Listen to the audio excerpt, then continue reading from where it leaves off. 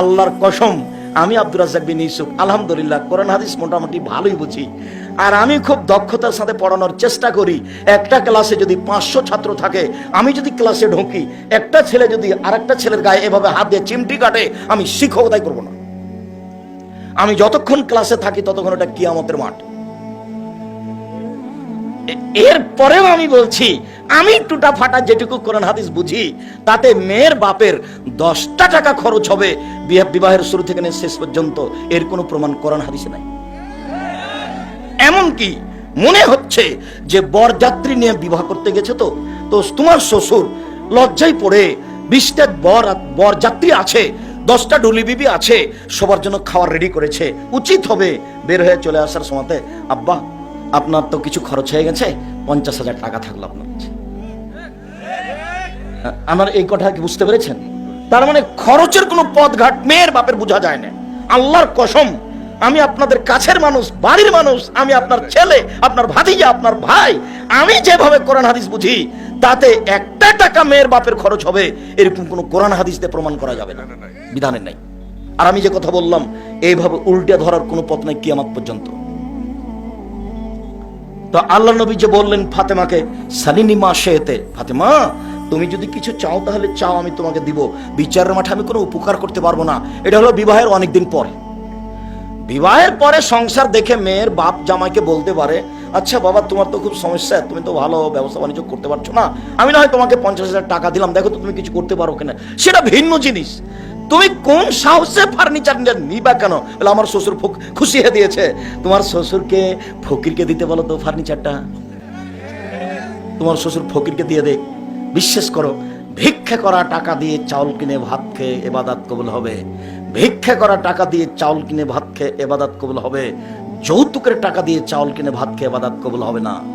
এই ফার্নিচার, এই খাট, এই খাটলা, এই চৌকি, এই বাক্স, এই আলমারি, এই শোকেজ সন্ধ্যা হতে হতে ফেরত দিতে হবে। এখানে কোনো জিনিস রাখা যাবে না। সবগুলো অন্যায় ভাবে, জুলুম ভাবে এসেছে। আর জমি জায়গা বাপ মরার সাথে সাথে ভাগ করে দিতে হবে বোনের আগে। যদি সেটা চাপায় নবাবগঞ্জ কোনো সমস্যা নেই, ওটা গায়ে বান্ধাই। যদি ভুলে বনে জমি জায়গা চাই বাপের, তাহলে তুই চলে যা বাড়ি থেকে, আর কোনোদিন আসবি না। এটা ভাই বলছে। বোনে কি বলেছে? বোনে বলেছে, ভাইয়া আব্বার মরা তো 10 বছর হয়ে গেল, তো আমাদের একটু জমি জায়গাগুলো দেও না, আমাদের কিছু একটু 2 শতক জমি দাও, নাহলে কিছু টাকা দাও। তখন বলছে মুখ খুলবি না, আর যদি কোনোদিন টাকা চাইস তাহলে এই বাড়িতে উঠতে পাবি না। অথচ আমি বক্তব্যে বলেছি যে 15 বিঘা জমি রেখে বাপ মারা গেছে, একটা ছেলে একটা মেয়ে, তো ছেলে নিবে 10 বিঘা আর মেয়ে নিবে 5 বিঘা। সকালে ছেলে নিবে, বিকালে মেয়ে নিবে, এর প্রমাণ নেই। কিভাবে নিবে? একসাথে নিবে। 5 মিনিট পরে নিতে হয়ে প্রমাণ করা যাবে না। যদি আমরা 2 ভাই, আমার ছোট ভাই বরিশাল মডেল কলেজের শিক্ষক, আমি এভাবে রাস্তাঘাটে ঘুরে বেড়াই ভবঘরা হয়ে, যেভাবে দেখছেন। তো আমার বাপকে মাটি দেওয়ার পরে জমি জায়গা ভাগ করে দিয়ে আমরা রাতে খাওয়া দাওয়া করেছি। যদি আমি জমি একটু চিনি, আমার ছোট ভাই চিনেই না, আজও নয়। ওই বোনের সামনে করে খাই, ওটা না কোনো হিসাব করি না। আমার মাও আমাদের হিসাব করাটা ভালোবাসত না বলে আমার মনে হচ্ছে। আমরা একটু বললে আমার মা মনে হয় যে একটু কষ্ট পেত, আমরা কিছুই বলতাম না। যাকগে, তা আমার মা চলে গেছেন, প্রায় বছর পারে হয়ে গেল, তা আমরা এ নিয়ে কিছু বলি না, আমরা কিছু বলতেই যায় না। দেখা যাক, মা যেভাবে ভালোবাসছিল সেটাই থাকি। একটু কিছু বললে মনে হতো মা মনে হয় কষ্ট পাচ্ছে, এরকম একটা ভাব মনে হতো। একদিন বলতো, তোমরা তো পয়সা পাতি খরচ করেছো অনেক পড়াশোনার ব্যাপারে, ওরা তো তত পয়সা পাতি খরচ করেনি, এইভাবে বলতো। তখন আমি বুঝতে পারতাম যে এখানে ব্যাপার কিছু আছে। অতএব যাকগে, এই নিয়ে কোনো কথাই নেই। মা কষ্ট পাকে এটা আমি চাই না। কারণ আমার খুব ধারণা কাজ করতো যে মার কথা আমি মেনে চলবো। এখন যদি বলে চাকরি ওকে ছেড়ে চলে আসো, এখনই ছেড়ে চলে আসবো।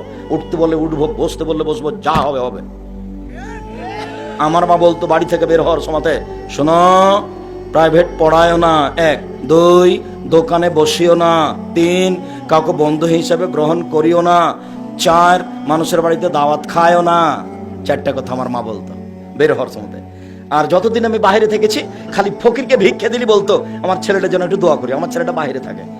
এমন কোন ফকির মহিলা পুরুষ এসেছে ভিক্ষা নিয়ে চলে গেছে, আমার মা তাকে একটু দোয়া করার জন্য বলেনি, এরকম পার হয়নি কেউ। ভুলে ভিন্ন কথা। আমার মা খুব চেষ্টা করতো ফকির মিসকিনকে খাদ্য পানি দেওয়ার পরে, ভিক্ষা দেওয়ার পরে তাকে কি বলতো? দোয়া করতে বলতো, আমার ছেলেটা বাইরে আছে, তার জন্য একটু দোয়া করিও, আল্লাহ রহম করো। সম্মানিত দিনী ভাই বোন, এখন আল্লাহর নবী বলছেন যে লা নিকাহা ইল্লা বিওয়ালিন, বাপ ছাড়া বিবাহ হবে না। আল্লাহ রাসূল বলছেন লা নিকাহ ইল্লা বিশাহিদাইনে, দুজন সাক্ষী ছাড়া বিবাহ হবে না। যেমন আমি বলেছি রংপুরের ঘটনা কি চট্টগ্রামের ঘটনা, আমি বলেছি কাজী সাহেব আপনার খাতার পাতাগুলো দিয়ে টয়লেট পেপার হিসেবে ব্যবহার করতে হবে। কেন? ওখানে 4 জন সাক্ষী আছে।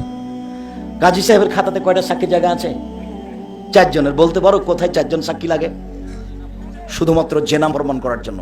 পৃথিবীতে আর কোথাও 4 জন সাক্ষী লাগে না, শুধুমাত্র জেনা প্রমাণ করতে 4 জন সাক্ষী লাগে। তুমি নিজে তোমার স্ত্রীর সাথে আর একজনকে জেনা করতে দেখতে পেলে তুমি এটা মুখ দিয়ে বের করতে পারবে না, মুখ বন্ধ। বউ তালাক দিয়ে দাও, সেটা ভিন্ন কথা, কিন্তু বলতে পারবে না। বললেই তোমাকে 80 লাঠি পিটাবে। নইলে কয়জন সাক্ষী খাড়া করতে হবে? 4 জন। বউয়ের সাথে জেনা করতে দেখেছো, মুখ খুলতে পারবে না, খুললেই 80 লাঠি। নইলে বউ তালাক দাও, রাখো যেটা তোমার ভালো লাগে, কিন্তু মুখ খুলতে পারবে না। খুব শরীয়ত এখানে শক্ত, খুব কঠোর। সেইখানে পৃথিবীতে মাত্র এক জায়গাতে 4 জন সাক্ষী লাগে জেনা প্রমাণ করতে, বাকি সব জায়গাতে 2 সাক্ষী। বিবাহতে কেন 4 জন সাক্ষী হলো? অতএব কাজী সাহেব আমার কথায় মন খারাপ করিয়েন না, এই খাতা টয়লেট পেপার হিসেবে ব্যবহারের যোগ্য, এ কথাই ঠিক। তাতে আমার আসে যায় না। আপনি রাখেন 2টা সাক্ষীর জায়গায় কাটা দিন, আর মেয়ের পক্ষ থেকে 2 জন, ছেলের পক্ষ থেকে 2 জন, এগুলো মিথ্যা কথা। তো মুখামুখি হয়ে 4 জন নেই, বাস একটা বিবাহ জায়েজ হওয়ার জন্য 2 জন মুসলমান লাগবে সাক্ষী হিসেবে, আর একটা বাপ লাগবে। বাপ ছাড়া বিবাহ বাতিল, বাপ ছাড়া বিবাহ বাতিল, কোর্টের বিবাহ বাতিল, কোর্টের বিবাহ বাতিল, কোর্টের বিবাহ বাতিল। রাসূল সাল্লাল্লাহু আলাইহি ওয়াসাল্লাম কথাটি 3 বার বললেন। শুনুন, বাপ ছাড়া বিবাহ বাতিল। যত কোর্টে কাজী অফিসে বিবাহ হয়েছে, ছেলে হয়েছে 4-5টা, সব জেনা। কি করতে হবে? আবার বিবাহ পড়াতে হবে। বাপকে দিয়ে বিবাহ পড়াতে হবে, বলে বাপ রাজি নয়। রাজি হতেই হবে, নইলে সেখান থেকে ফিরে আসতে হবে মেয়েকে। অন্যথায় বাপ মারা গেছে, কে? চাচা। তো বাপ চাচা নয়, কে? তাহলে ভাই। ভাইও নাই, তাহলে ওর পক্ষ থেকে যে সন্তান হয়েছে 16-18 বছর হয়ে গেছে, ওই বিবাহ পড়ায় মায়ের। মানে অভিভাবক ছাড়া কেউ বিবাহ পড়াতে পারবে না। চাঁপাইনবাবগঞ্জে উকিল বিবাহ লাগে, উকিল লাগে। উকিল শব্দটাই হারাম বিবাহের মাঠে। আবার চট্টগ্রামে উকিল বাপ, সেদিন থেকে বাপ, সেদিন থেকে আর নিজের বাপ বাপ নয়, সে বাপের চেয়ে বেশি সম্মান করে চট্টগ্রামে। সেদিন থেকে মেয়েটা ওই উকিল বাপটাকে বাপ বলে ডাকবে, আর ওরই বাড়িতে খেতে যাবে। এই বাপ আবার জিম্মেদারিতে মেয়েকে নিয়ে আসবে বেটির বাড়ি। অবাক কথা, উল্টে গেছে ধর্ম। আমাদের চাঁপাইনবাবগঞ্জে উকিল বাপ লাগে, একবার উকিল শব্দটাই হারাম এখানে। আর বাপের উপস্থিতিতে ওর বড় চাচা উকিল হতে পাবে না, ওর দাদা উকিল হতে পাবে না, কেউ হতে পাবে না। ওর বাপটাই উকিল হতে হবে। যদি চাচাকে নিয়ে আসে এখানে, তাহলে বাপকে আগে মরতে হবে, তারপরে। যদি এখানে দাদা আসতে চায়, ঢুকতে চায়, তাহলে বাপকে আগে মরতে হবে, তারপরে দাদা।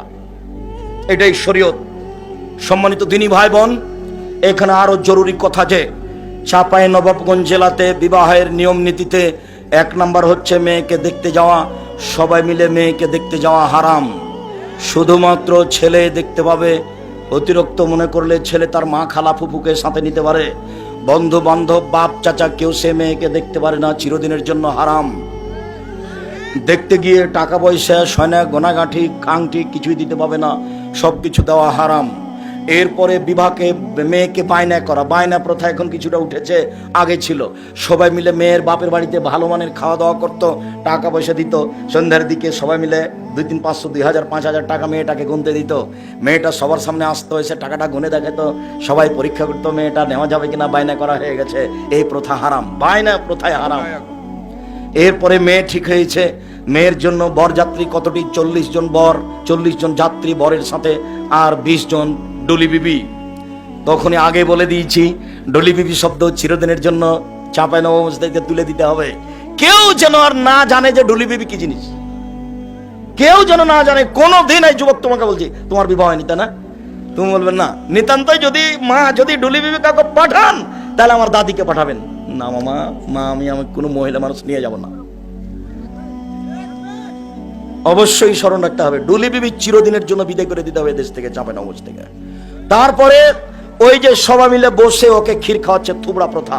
যুবতী মেয়ে গীত গাইবে আর সবাই তার মুখে ক্ষীর তুলে দিবে, এটা চিরদিনের জন্য হারাম। তারপরে চাচাতো বোনেরা, ভাবিরা ওকে হলুদ মাখাবে, এটা চিরদিনের জন্য হারাম। আরে পুরুষের গায়ে হাত লাগিয়ে হলুদ মাখা তো দূরের কথা, মহিলা মানুষ মহিলার গায়ে হাত মাখা, হলুদ মাখানো নিষেধ। আল্লাহ রাসূল বলছেন, লা